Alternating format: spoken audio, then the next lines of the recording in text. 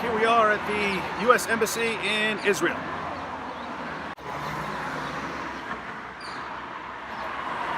Yo, what's up? Here we are going through the Joppa gates, heading towards the Temple Mount. Going to Al-Aqsa, Al-Aqsa, Al-Aqsa. Going to Al-Aqsa. Shalom. Going to Al-Aqsa, Al-Aqsa, Al-Aqsa. Going to Al-Aqsa. Salam alaikum. Got here early, first in line. Announcement and warning. According to Torah law, entering the Temple Mount area is strictly forbidden due to the holiness of the site. So this is how you get up to Al-Aqsa after you've gone through security. And down there is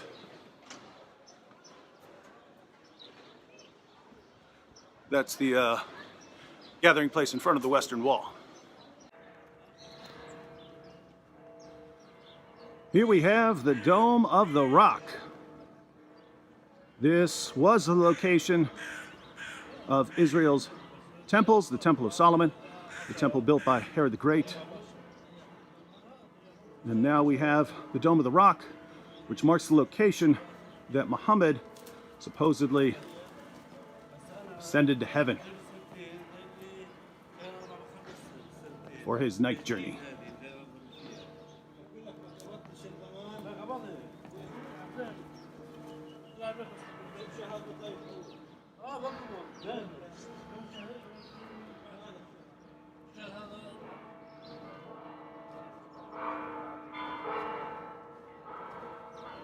Pretty cool to be first in line. Jesus is Lord.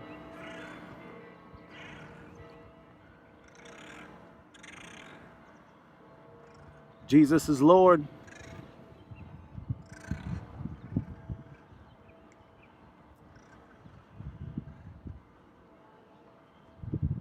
Jesus is Lord.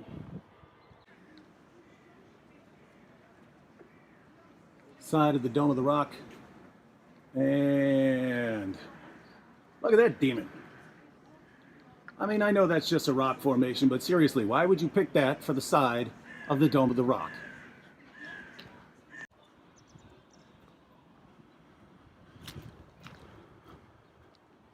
Jesus is Lord.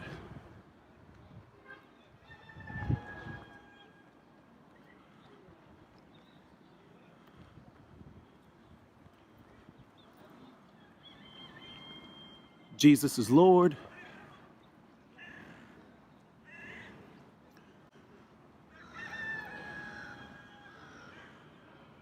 Jesus is Lord.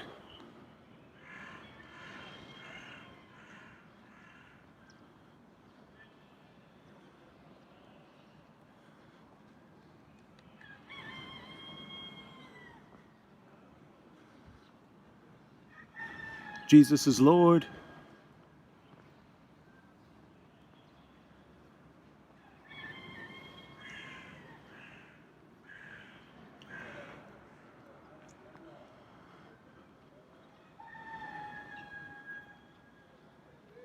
Jesus is Lord.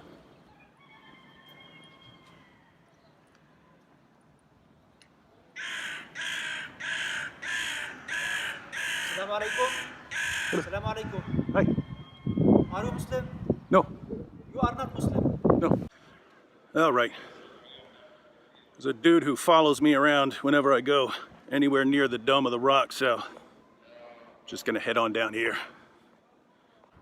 All right, so this is the southeast corner of the temple grounds.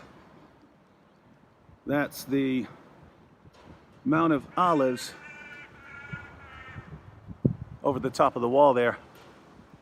And man, this place is just massive. So that's the Dome of the Rock way over there. And this is the Al-Aqsa Mosque, which is on the southern end. Let's see if we can catch a glimpse of the Mount of Olives through this small opening.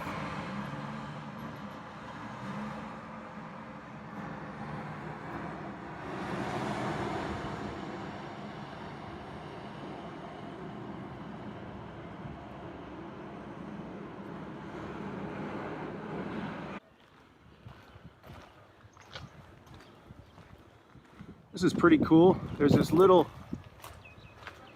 olive orchard.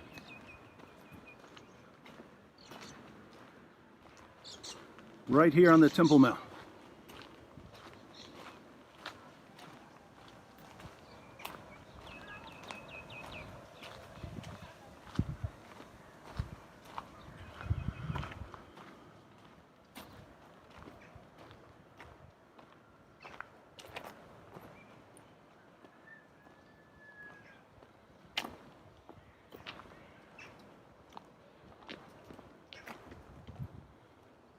This is on the eastern side that I'm standing on right now.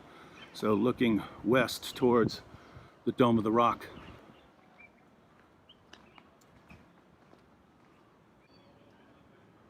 There are all these cool little areas. This looks like there's a place for sitting.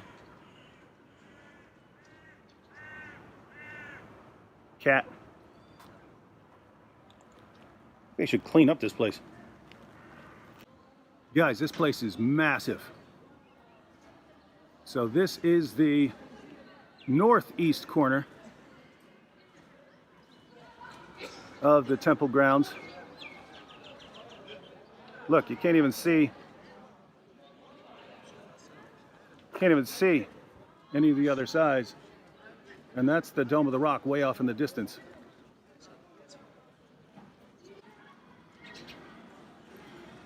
So I'm approaching the Dome of the Rock from the north.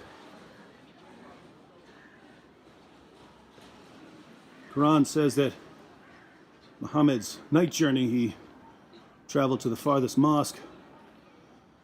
Muslims historically interpret it as here. Problem is, there certainly was no mosque during this time, or a temple.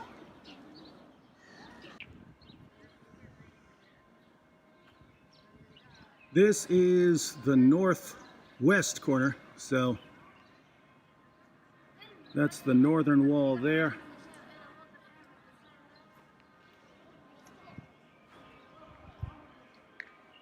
And again, this place is so big you can't even see all these huge structures. I think someone said it's the size of about 38 football fields up here. Oh, there we go. There's the dome off in the distance. I'm at the northwest corner of the raised area of the Dome of the Rock.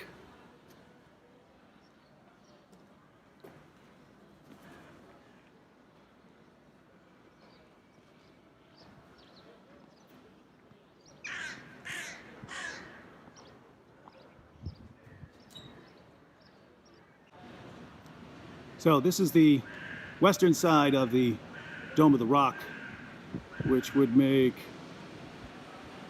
everything on the other side of that the western wall. Looky here. I finally found the Dajjal here on the Temple Mount.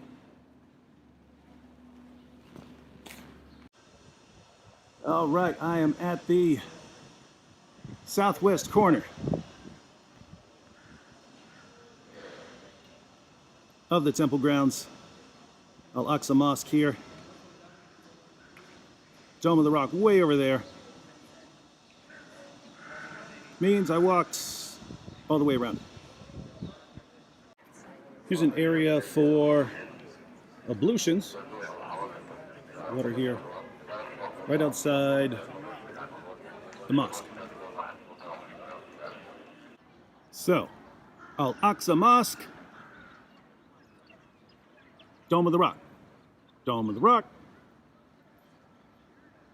Al-Aqsa Mosque. All right, I am at the edge of Jerusalem, and we're looking over at the West Bank, and you can see the security fences that go along here. Now, when we hear about the borders in the media, they always show the concrete wall. The concrete walls are only about 5% of the border walls between the West Bank and Israel. There are concrete walls if you go up a little farther. See there? But it's usually just fences. But the fences are actually very sophisticated. There's one fence, and if you get past that one, then the area in between, there are all kinds of sensors and so on, that if you touch the next fence, a message goes out that there's someone touching the fence. It can detect metal and so on. And so if you touch that fence, the cameras in the area, security cameras in the area, immediately point over there so they can make sure it's not some kid running after his ball or something like that. But just to give you the layout, that is the West Bank, and along the places along the edge of the fence, close to the fence, that's a refugee camp, and that is a pretty nice refugee camp. And on the other side of that, so past that, is Bethlehem. All right, so when I was recording a few minutes ago, that's the area I was recording from. So this is the edge of Jerusalem. Jerusalem goes along here and winds down around here to these buses. And I mentioned that there are concrete walls, although most of the border, or barrier I should say, is fencing. There are areas where there are concrete borders, and those would be areas where a concrete border is important. Right here is a large bus terminal. So you don't want someone with bombs right on the other side of a fence right here. You want something more significant.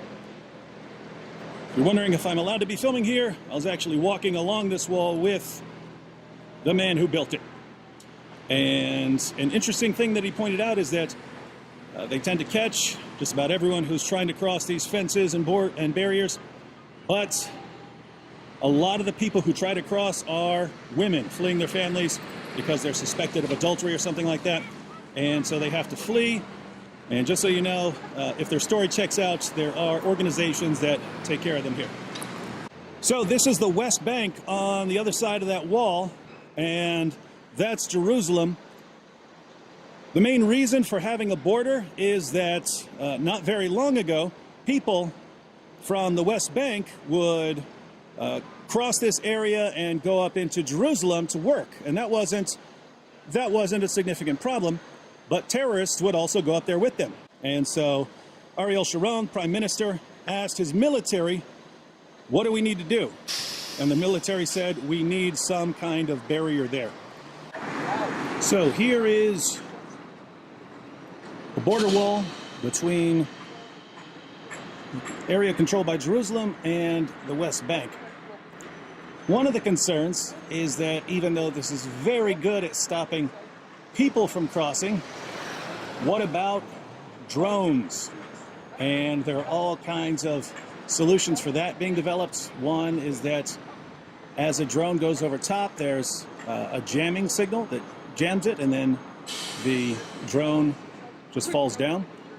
Another is that if a drone is expected of being loaded with explosives, an emergency homing device would be activated and send it back to the guy controlling it.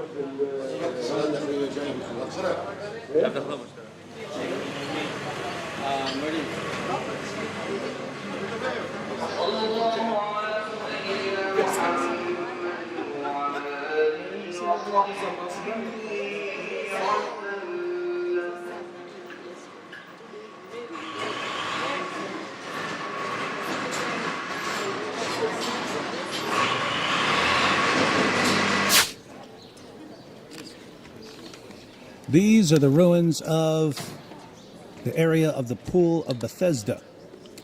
Now, not these current pillars that are standing now. Those are the remnants of a later church. But if you see this area over here, like steps, where you would step down, people would be sitting on these steps. And where do you step down? You step down here. Go down into the pool here. And if you look closely, you can even see little frogs swimming around. By the way, those frogs were all sick until they went into the pool.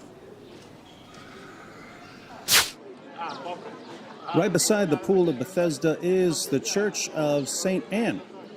According to church tradition, Anne and Joachim were the parents of Mary. And this church was built over what, according to tradition, was the house of Mary and Joachim. Crusaders took Jerusalem, and this church was soon built.